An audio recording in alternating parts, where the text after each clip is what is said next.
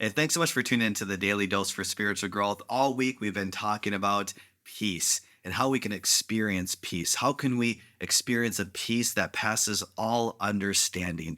Well, we've been talking about how we need to go into God's words, spend time in his presence, because this world does not offer a peace that passes understanding. It offers a temporary peace. But I want us to go to John chapter 14, because this is Jesus here, and he's promising us the advocate. He's promising us the Holy Spirit, and listen to what the Holy Spirit does.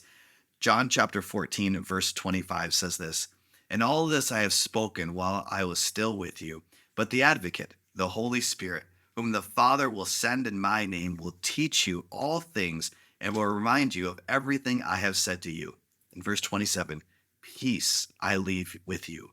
My peace I give you. I do not give to you as the world gives. Do not let your hearts be troubled and do not be afraid."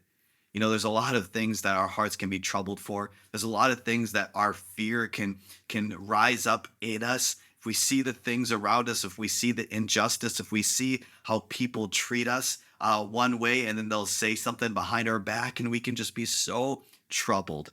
And that's where we can't rely on people to give us peace. And Jesus said it himself. He said, "I'm going to send the Holy Spirit." Hey, and guess what? We have the Holy Spirit with us today. We have the advocate. We have our counselor, our comforter, who gives us peace.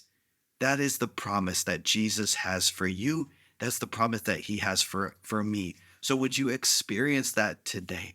A peace that only comes from God the Father through Jesus Christ, and we get to experience it through the Holy Spirit today. Hey, thanks so much for tuning in. Make sure you tune in tomorrow for the Daily Dose for Spiritual Growth.